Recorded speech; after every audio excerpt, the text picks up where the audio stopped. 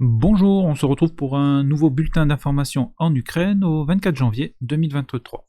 Alors tout d'abord quelques informations générales. Un hélicoptère ukrainien s'est écrasé à Brovary. Donc Brovary c'est à l'est de Kiev et avec à son bord le ministre de l'Intérieur ukrainien qui a trouvé la mort. Une erreur de pilotage serait à l'origine de ce crash. Suite à la conférence de Ramstein vendredi dernier, les alliés de l'OTAN n'ont pas trouvé de consensus sur la livraison des chars Léopard à l'Ukraine. En effet, l'Allemagne s'y oppose et souhaite que les États-Unis envoient également leurs chars Abrams. La Pologne et la Finlande souhaitent envoyer des Léopards en Ukraine, mais comme pour tout matériel, ils ont besoin donc de l'accord du constructeur et ici en l'occurrence de l'Allemagne. Néanmoins, les tankistes ukrainiens commencent à s'entraîner sur les Léopard 2. Et ces derniers jours, et finalement, les Allemands ont annoncé qu'ils ne s'opposeront pas à l'envoi des chars Léopard en Ukraine. Et ils ont également proposé d'envoyer certains de leurs chars, donc des Léopard 1 et 2, sur leur propre stock. Nous avons également appris que la Bulgarie a activement aidé l'armée ukrainienne dans les 6 premiers mois du conflit, notamment en munitions et en carburant. Le Danemark va envoyer 19 canons César à l'Ukraine. Les États-Unis vont livrer de nouvelles munitions pour les HIMARS, avec cette fois-ci une portée de 150 km. Alors jusqu'à aujourd'hui, la portée limite des HIMARS était à 70 km, donc là ça va plus que doubler. Les États-Unis ont également donné leur accord pour la livraison de F-16. Les Pays-Bas à ce sujet ont proposé d'envoyer une partie de leur F-16 en Ukraine. Les États-Unis vont également livrer de nouveau des Bradley et également des Strykers, qui sont des véhicules blindés de transport de troupes. Il faut noter également que la dernière aide à l'Ukraine est conséquente et vous trouverez tous les détails en description. Dans la région et dans la ville de Moscou, on assiste à un renforcement de la défense anti-aérienne et l'Ukraine est en train d'intensifier le recrutement de nouvelles recrues. On se dirige maintenant sur le terrain. Alors tout d'abord dans la région de Soumy, qui est donc au nord-est de l'Ukraine. La région a été bombardée et on note également des activités de commandos ou de saboteurs russes dans ce secteur. Ensuite, dans le secteur de Louhansk, alors sur Kupiansk, il n'y a pas de modification donc, sur le terrain. Il y a toujours donc des bombardements de part et d'autre. Dans le secteur de Svatovier, l'essentiel des combats se situe toujours dans ce secteur, donc entre Berestovier, qui est ici contrôlé par les Ukrainiens, et Kuzemivka, qui est contrôlé par les Russes. Et ces derniers se disputent le village de Novosibirsk, qui se trouve ici. Et aux dernières nouvelles, dans ce village, les Ukrainiens auraient pris un avantage, mais ils restent sous le feu de l'artillerie russe, qui les empêche de progresser. On continue sur la ligne de front. Également des combats sur Novodevnie, sur Plochanka ici. Dans le secteur de Kremina, les combats, comme la semaine dernière, se déroulent sur Cherno-Popivka. Dans le secteur ici, qui est un no man's land, sur Dibrova et dans la forêt, au sud de Kremina. On passe maintenant au secteur de Siversk. Alors Siversk, c'est cette ville ici, qui est contrôlée par les Ukrainiens. Alors c'est une ville importante ici, alors notamment dans la défense, mais également dans l'offensive vers Kremina, puisque les unités ukrainiennes qui sont actives dans la forêt au sud de Kremina et qui menacent la ville, reçoivent leur approvisionnement de la ville de Siversk. Et les Ukrainiens ont installé plusieurs pontons ici sur la rivière du Donetsk. Donc dans ce secteur, les combats continuent sur Bilorivka, sur Spirne, qui est toujours disputé. Ensuite, on arrive dans le secteur de Soledar. Krasnopolivka, ici, a été pris par le groupe Wagner. Des combats continuent sur Rozhodivka et Vézelier, et également sur Bilorivka. Donc toute cette ligne ici, des combats ont lieu. À l'ouest de Soledar et au nord de Bakhmut, il y a de nombreux combats, notamment sur Blaodatne, Krasnaora, Parakokivka.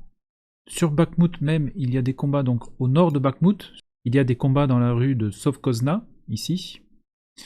Les combats continuent à l'est et au sud. On note donc dans les combats urbains de Bakhmut une diminution de l'intensité du côté des Russes, mais ces derniers ont intensifié leur attaque au sud-ouest de Bakhmut. Ces derniers se sont emparés de Klishivka et également de la position fortifiée qui se situe donc au nord-ouest de Klishivka, que je vous avais présenté la semaine dernière. et également des combats rapportés à l'est de Przetchigny, ici, et également à proximité de Stupochniki, ici. Le groupe Wagner ici intensifie son attaque vers le nord en direction de Ivanivske, qui est ici, qui est une localité importante pour la garnison de Bakhmout, puisque comme vous pouvez le constater, le principal axe de ravitaillement de l'armée ukrainienne passe par cette localité. Alors Bakhmout n'est pas encore en état d'encerclement, puisqu'il y a une autre voie secondaire qui part donc de la ville vers l'ouest, et l'axe principal qui est ici, qui passe par Ivanivske. Les États-Unis conseillent à l'armée ukrainienne d'évacuer la ville de Bakhmout afin de préserver leurs troupes pour la prochaine offensive de printemps. L'artillerie russe est toujours aussi présente et domine son vis-à-vis ukrainien avec un ratio de 1 pour 20. Et à noter que sur Bakhmout, l'activité régulière de l'aviation ukrainienne et un hélicoptère ukrainien Mi-8 a été abattu dans ce secteur. On continue sur la ligne de front. Alors dans le secteur de Toretsk, rien à signaler. New York, pas d'informations, ce qui nous emmène directement sur Avdiivka et Donetsk. Donc je vais dézoomer pour bien vous montrer où on se situe. Donc on est dans le Donbass, dans le secteur de Donetsk. Ici, par rapport à la semaine dernière, la seule évolution, c'est qu'il y a des combats sur la commune de Sejvernier, qui se trouve ici, au nord de Vodiane. Et d'ailleurs, les combats continuent toujours sur Vodiane, Pervomaïskie et Nevelski. A noter qu'il y a également des combats au nord de Avdiivka sur les communes de Krasnohorivka et de Kamianka. On continue sur la ligne de front. Sur Marinka, les durs combats continuent. On note une progression des Russes ces dernières semaines. Et donc ces derniers se sont emparés récemment de la zone des immeubles de grande hauteur de Marinka qui se situe ici. Et les combats ont essentiellement lieu dans l'ouest de la ville de Marinka, ici, où la défense ukrainienne est acharnée. On note également dans la ville de Marinka la présence de T-90M. Des combats également dans le village de Pobjeda, au sud-ouest de Marinka. On continue, on arrive maintenant dans le secteur de Vuhledar. À l'heure où j'enregistre la vidéo, il y a actuellement un début d'une offensive russe, donc qui est menée par la 155e brigade d'infanterie de marine. Je n'ai pas d'informations dans les détails, donc il va falloir observer l'évolution ces prochains jours. On arrive maintenant dans le secteur de Zaporizhia. Donc on a pu observer ici une intense préparation d'artillerie russe sur les positions ukrainiennes le long de la ligne de front. Et une offensive russe a été déclenchée dans le secteur de Orikhiv, donc il y a quelques jours de cela. Donc l'offensive a lieu ici exactement. Il y a eu donc plusieurs axes d'attaque sur une largeur d'à peu près 60 km. Il y a donc des combats sur Kamianskié, sur Stepovie. Alors les Russes se sont emparés de Lobkovie, ici. Et ce village était en zone grise et il était inoccupé. Mali-Sherbaki reste sous contrôle des Ukrainiens et le village à côté de Sherbaki est disputé. Novo-Andrivka reste sous contrôle des Ukrainiens. Au sud-est d'Orikhiv, les villages de Novo-Danilivka et de Mala-Tokmashka sont actuellement disputés. Et il y a également des combats sur Novo-Poprivka, ici. Voilà, donc concernant cette offensive sur Orikhiv, vous trouverez en description une vidéo d'un assaut d'une tranchée ukrainienne par les Russes, avec un assaut qui est réussi, et également une autre vidéo où plusieurs véhicules blindés russes sont détruits par les Ukrainiens. Il y a également des combats sur Malinivka, ici, à l'est de Oulialpol, et des combats dans le secteur de Velika-Novosilka. Également à noter que sur Orikhiv, 24 heures après le début de l'attaque russe, les Ukrainiens ont reçu des renforts, ce qui leur a permis de stabiliser la situation et le front dans ce secteur. Donc aujourd'hui, on a noté des combats toujours dans ce secteur avec une intensité moindre.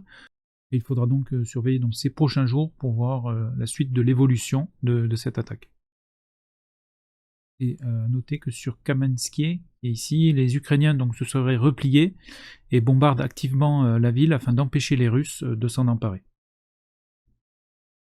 Donc pour rappel, pour ceux qui nous rejoignent, Kamianskié est une ville importante, au même titre que Orikhiv, Oulialpol et Velika Novosilka, puisque c'est sur ces villes que repose la défense ukrainienne dans ce secteur, qui protège donc notamment la ville de Zaporizhia, qui est ici, mais également le principal axe d'approvisionnement, que vous voyez ici en orange, de l'armée ukrainienne dans le Donbass.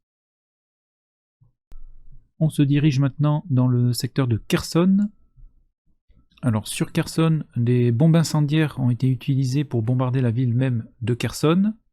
Les duels d'artillerie continuent entre les deux armées.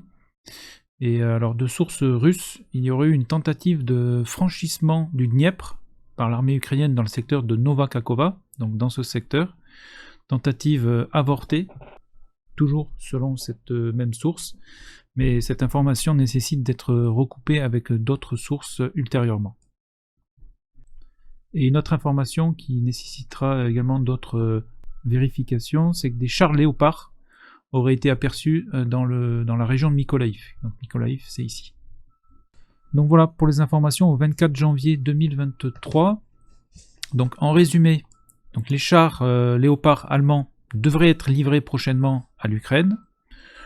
Sur le terrain, on note que les Russes progressent au sud de Bakhmout et ils se sont emparés de Klishchiivka. Il y a une offensive russe en cours dans le secteur de Vuhledar. Une autre offensive russe en cours dans la région de Zaporizhia, et plus précisément dans le secteur d'Orikiv. A noter que les Ukrainiens ont réussi à renforcer ce secteur afin de stabiliser la situation. Et on peut également constater que l'armée russe a repris l'initiative stratégique en ce début d'année. Voilà, et bien écoutez, je vous laisse maintenant avec une comparaison avec la ligne du front du 3 janvier dernier, donc en début de mois. Voilà, bah écoutez, portez-vous bien, passez une excellente soirée, et à bientôt.